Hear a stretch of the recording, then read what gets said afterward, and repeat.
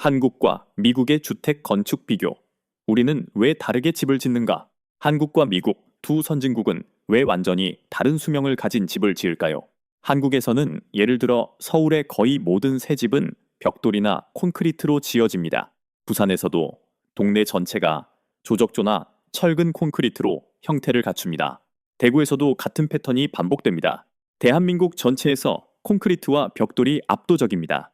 콘크리트와 벽돌이 대한민국의 스카이라인을 결정합니다.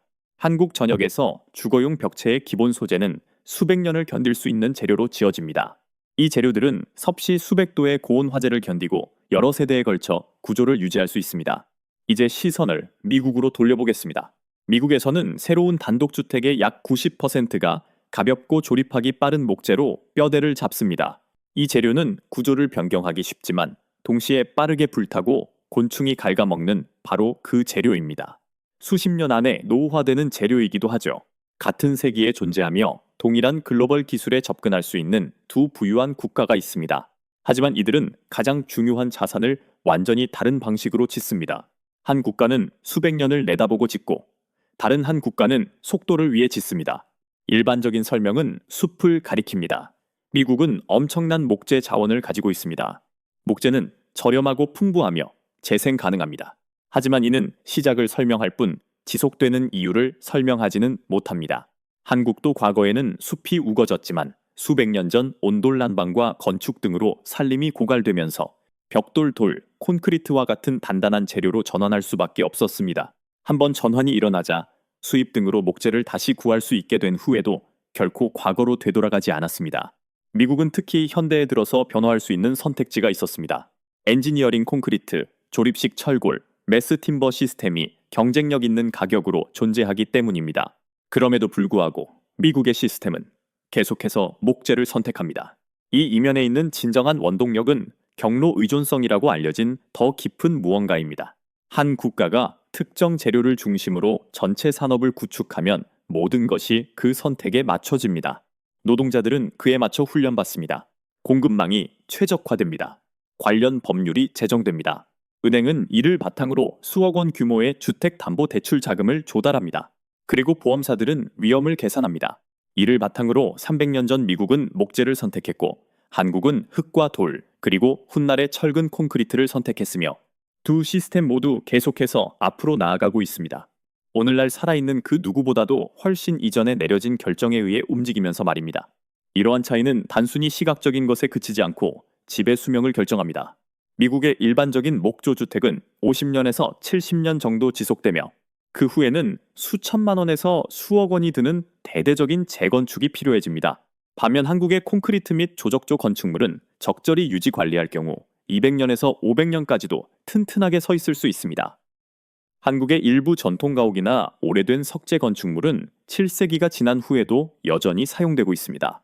이는 주택과 완전히 다른 두 가지 관계를 형성합니다. 한 시스템은 집을 장기적인 유산 자산으로 취급하고 다른 시스템은 교체 가능한 것으로 취급합니다. 즉, 건물을 구조적 가치보다는 토지 가치에 더 얽매인 소모성 구조물로 보는 것입니다. 이러한 분리가 어떻게 형성되었는지 이해하려면 17세기로 거슬러 올라가야 합니다.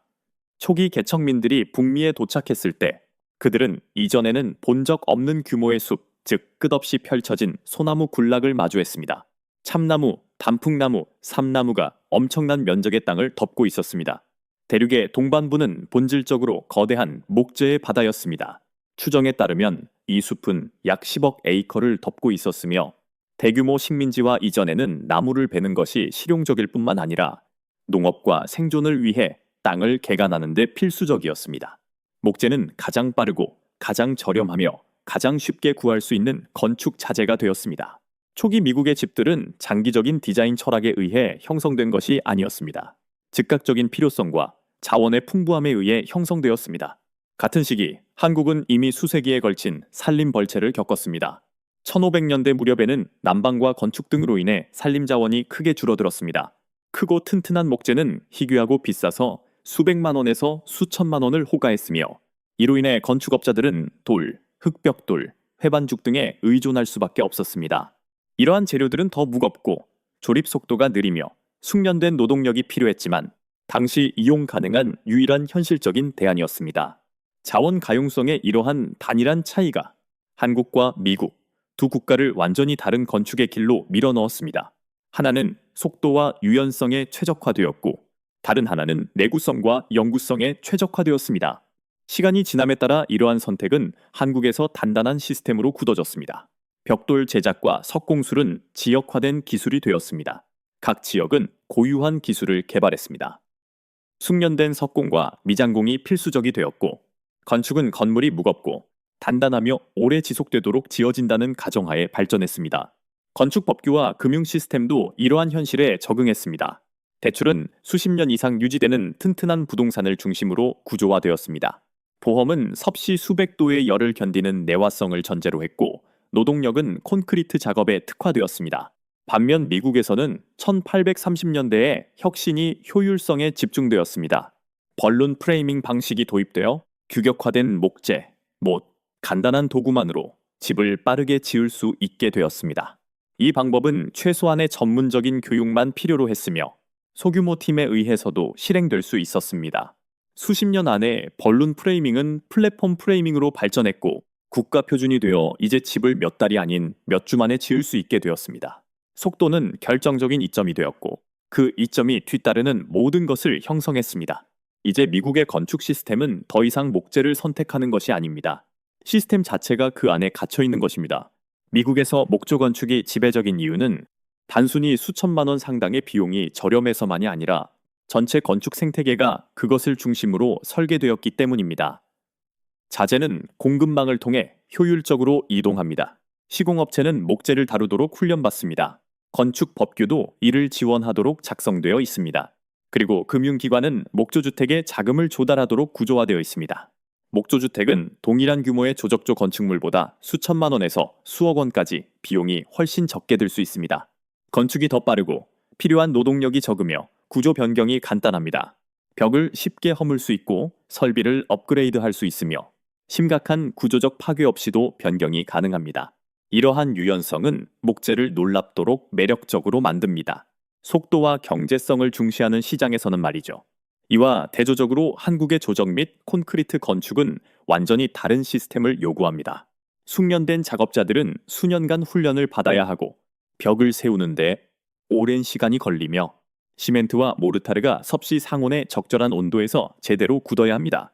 또한 나중에 구조를 변경하려면 복잡하고 수백만 원 이상의 막대한 비용이 들기 때문에 배관에서 전기까지 모든 요소가 시공 전에 치밀하게 계획되어야 합니다. 공정은 더 느리고 비용은 더 높으며 필요한 인력은 훨씬 더 전문화되어 있습니다. 이것이 하나의 거대한 순환을 만듭니다. 미국에서는 시스템이 목재를 지원하기 때문에 목재가 계속 우세하고 목재가 우세하기 때문에 시스템은 계속해서 목재를 지원합니다. 이 순환의 고리를 끊는 것은 극히 어렵습니다. 산업의 모든 계층이 동일한 결정을 강화하기 때문입니다. 미국의 건축 법규는 목조 건축을 염두에 두고 설계되었습니다. 검사관들은 이를 평가하도록 훈련받았고 은행은 그 비용 구조에 맞춰 주택담보대출을 승인하며 보험회사는 목조 주택과 관련된 수십 년간의 데이터를 사용하여 위험을 계산합니다. 미국의 개발자들이 콘크리트나 철골 같은 대안을 고려할 때조차 자금 조달, 승인 절차, 그리고 공급의 한계라는 거대한 장벽에 부딪힙니다. 시스템이 변화를 아예 금지하는 것은 아닙니다. 단지 변화를 단념할 만큼 충분히 불편하게 만들 뿐입니다. 한국에서는 상황이 정반대입니다. 철근 콘크리트와 조적조가 표준이고 목재는 매우 예외적입니다. 한국의 도심 지역에서 목조 주택을 지으려고 시도하면 복잡한 승인 절차, 수백만 원에 달하는 훨씬 높은 보험료, 재판매 가치 하락, 그리고 더 엄격한 규제라는 문제에 직면하게 됩니다. 구매자들은 아파트나 콘크리트 빌라처럼 내구성과 영구성을 기대하며 시장은 이러한 기대를 철저히 반영합니다. 이제 이러한 선택이 현실 세계에 미치는 결과를 생각해 보십시오. 목조 환경에서는 화재의 위험이 현저히 높습니다. 미국의 주거용 화재 발생률은 콘크리트가 지배적인 대한민국에 비해 훨씬 높게 나타납니다. 자연재해는 이러한 차이를 더욱 증폭시킵니다.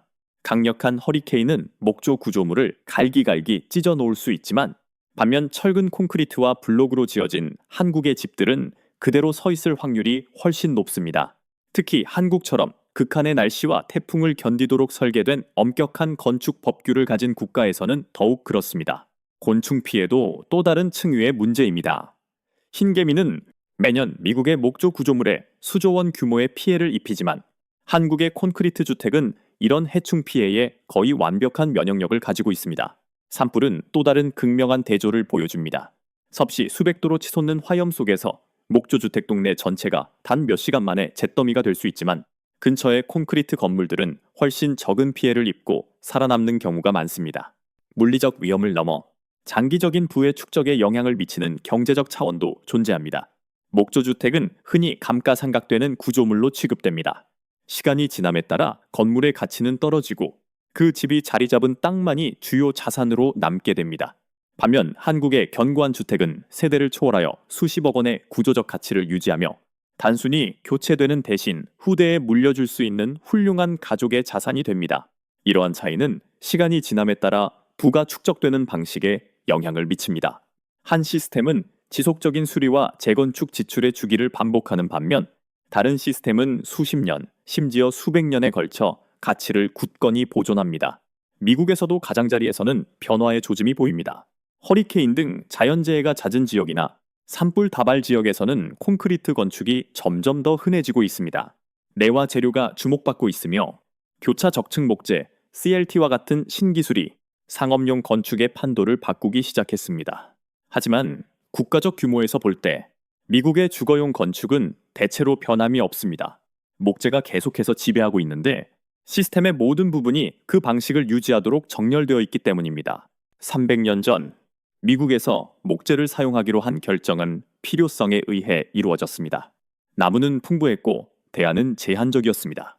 오늘날 자원은 변했고 기술은 발전했지만 시스템은 여전히 같은 길을 따르고 있습니다. 한국은 환경적 제약 속에서 내구성을 추구할 수밖에 없었고 결과적으로 수십, 수백 년을 견디는 단단한 콘크리트 집들을 짓게 되었습니다.